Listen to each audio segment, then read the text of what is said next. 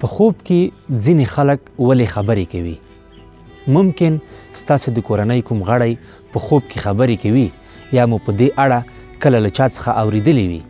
که څه هم په خوب کې د خبرو کولو عادت په ماشومانو کې زیات وي، مګر د هر عمر وګړو سره داسې کیدای شي.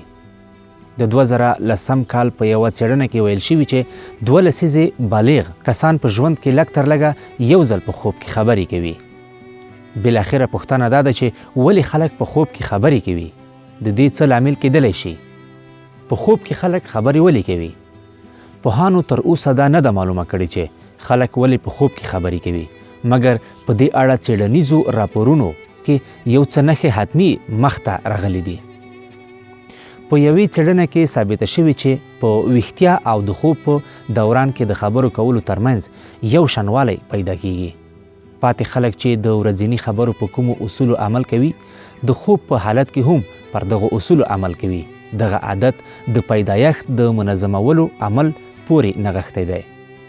د خوب په حالت کې زموږ مغزه ورځنیو تجربو باندې نظر ساتي، کوي او له دوی مهم شیان تر ډیره وخته پورې د حافظې برخه ګرځوي.